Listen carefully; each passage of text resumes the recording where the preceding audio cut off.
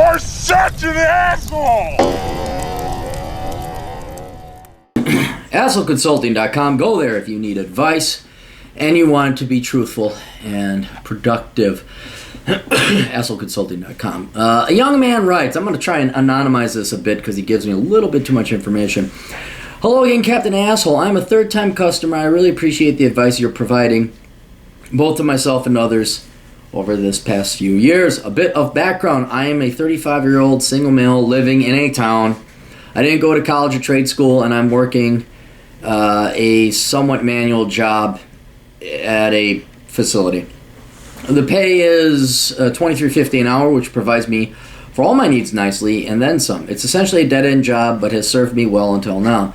The main downside is that I work 4 p.m. to 12:30 a.m. Tuesday to Saturday. All right, so you got no social life going on there. You're working the second shift.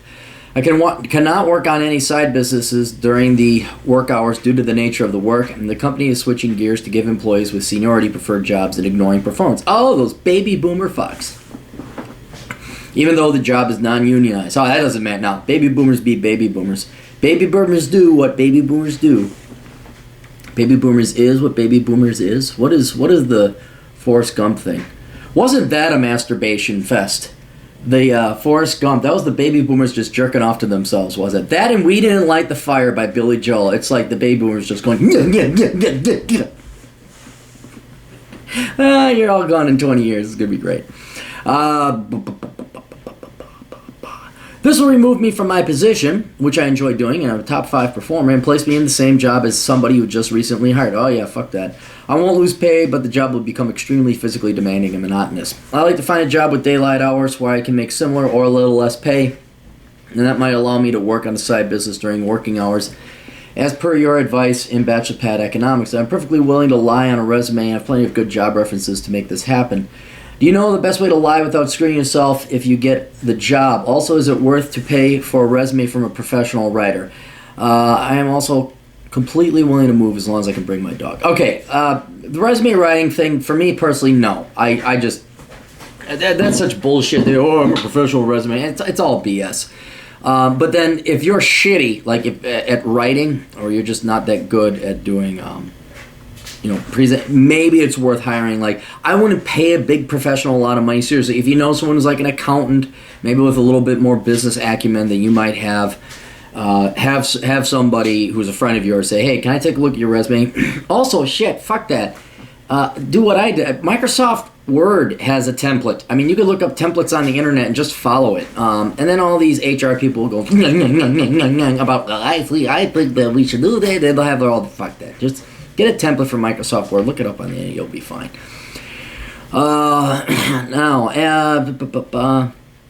Okay, so let's talk about lying on your resume. Oh, here, I'm trying to break into sales or something involving developing relationships with lots and lots of people, or a job where I could learn a new skill and refine it. I was going to drive Uber, but the laws recently enacted in Toronto banned the use of my car due to age. I won't go into debt for a new car. Well, dude, why would you not go into debt for a new car? That's actually an investment. I mean, how much debt would you go into it? Do some numbers. Run some figures. There's good debt and there's bad debt. Very rarely is there good debt, but every once in a while there is some. And I think Uber is one of those things. I mean, don't buy yourself a brand new Mustang. But, get yourself a used Kia that's less than 10 years old or whatever the requirements are over in Toronto. So I'd run the numbers with that. Anyway, let's get back to lying on your resume. What I would say with you, since you've been working this job for so long, I would, apply. You have a good, leave on good terms. Tell anyone you're interviewing with, like, yeah, they don't know I'm looking, so if please don't contact my current employer. That's one of the things you'll check on the box. But try to do it right the first time, okay? Because usually, if you got a lie in your resume, you're an asshole like me. And that's because you're smarter than most employers and bosses. You ram heads because you actually do know better than them. And they just don't like the fact that you intimidated. I hate to sound so arrogant and cocky, but I didn't even believe this stuff to begin with. But those are the sad and petty reason that very common, very average, and the vast majority of managers and business bosses that you're going to run into. So if you got that personality that just, you got to put food on the table, yeah, then you got to lie. It doesn't sound like you're that type of guy. It sounds like you're a good corporate guy, you're a good worker. I would just, go in there with your standard resume. You don't have to lie. and see if you can't get a job the quote honest way. If it proves problematic or difficult, yeah, okay, then go to lying. But try and do it right the first time. Okay, so let's try that. Now, if you find out that you do need to lie, I just took a couple notes here and I thought about it. You have good references. You said you had friends that could give you good references. All right, there's character references, but then also see if you can find a friend who runs a company. I would not be where I am now if it wasn't for a buddy of mine who does run a company who says, yeah, I'll make you my finance director, sure. And so he has a website. It's a legitimate company. You can look it up on the Secretary of State. So this was a real company. This was a real guy. We just made up my job, and we put through job duties or duties that I was responsible for that I could certainly do, but never did. Right? And that's, you'll find out, when you graduate from college, you can do all this shit, but they'll still have you do shit that you could have done in the 8th grade. So typically you want to have someone that's, a friend that they can call with a number, a real company, who's going to back you up and say, yep, oh yeah, he was this and that. He was the, in my case, it was the finance director. And in, whatever your case is, whatever job you're going to, fine. I'd remain consistent. Don't change it up because then you'll confuse your buddy. And, then go from there. I would also recommend you can't lie. You don't want to do anything that's verifiable. So don't say you work at Cargill or the Target Corporation, okay? They'll call. They'll find out. They say, we have no reference of Joe Schmo here. Who the fuck are you? You want to go with a small startup so it's, believable that, okay, that you have a website. The guy's got a website. Small company. It's totally believable. And then you call, and that's the other thing is like the number. A lot of times you just say, yeah, it's a small company. It's just this guy and a couple other people. And the phone goes right to the owner. And that's probably one of the best ways to do it because, yeah, they're not going to expect you to have an office with staff and a secretary picking up the phone. You guys are too busy. You're a small startup. You're a small company. And you just don't have money for the overhead. So that's it. When you do lie about your experiences, you got to balance it. You got to make sure you do it right. You got to list, as I said before, as high a level of skill as you can possibly do so that you're not doing this menial bullshit work, all right? When I was, I was able to program models. I was able to program models since fucking college very easily.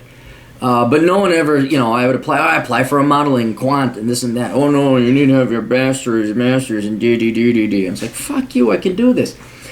So then I put that on, oh, you can model. Oh, well, And it's like, yeah, I can model. Never for the real world. It was only in school and academia, but yeah, I can model. And then I did modeling and programming after that. So you want to kind of use that as a catapult to get you out of the mundane bullshit entry-level crap. Say, no, like you're either a specialist or like a supervisor or a manager or something. You're not doing this, slave labor bullshit. You're actually going to be using your skills or what you want to do. So, but it has to be believable. Don't say like, what can I do? I can't program COBOL. I don't know why I ever, but I wouldn't put COBOL because I don't know how to program COBOL. I wouldn't put bond duration expert because I forgot a long time ago how to calculate the duration on bonds. So you gotta be able to back it up, be able to talk about it because you know what it is, and not just say, oh yeah, I can fly F-16 fighter planes. I used to be a pilot. Yeah, so you don't want to go down that road. Then finally, and this is an idea I've kicked around, and maybe you and your buddies, I think it would be something that a bunch of guys and gals could get together and form. You guys just get a website. You set up a shell company. You go to the Secretary of State. You file the $100. You all pool in, chip in $20 a piece, and you all start this company. And who the fuck gives a shit what the company is? I mean, it's a company that sells widgets. It's a importer exporter. You're Art Vandelay, whatever. You get a website. You get a record over at the Secretary of State. You actually start a real business. And you program the website, look at this out and contact us here. Somebody's got, you got a burn phone, and bada boom, bada bing, you're done. And then you and your buddies can use that as your shell former employer. Say, yeah, I worked 5 years here at the Go Fuck Yourself Corporation. All right, and then they look it up. Oh, here it is. Here's the phone number. They call. Your buddy's like, oh yeah, Steve? Oh, Steve is great. Yeah, no, I wish we could keep it. We just can't offer him enough. We're just, we're just a small company and we don't have it. But Yeah, no, he's a great guy, boy. Oh, it's horrible to miss Steve. Oh, yeah, he did that thing that you expect him to have 5 years experience in, even though the product has only been out 2. Yes, he has 5 years experience, you stupid HR. Yes, Steve. Oh, Steve's a great man. Oh, we will miss Steve. We're gonna build a mural. No, a statue, a bronze, no, platinum, solid platinum statue of Steve when he leaves. And then we'll have a Steve leaves, oh no, don't leave Steve party. That's what we'll be doing. And so that's an idea. A cheap idea would really help you out. But yeah, you'd have to, you gotta practice. You're gonna be acting, man. You gotta get into character and make sure you do it right. So.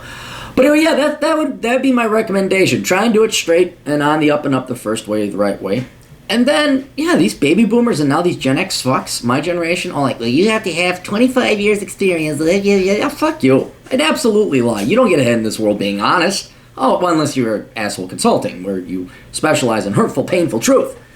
But yeah, no, corporate America, government, you lie your motherfucking ass off. Absolutely. You lie. They're going to lie to you. You lie to them. It's just like dating. Anyway, hope that gives you a couple pointers, gives you some ideas, and hopefully lands you a job. Busted luck to you. Toodles.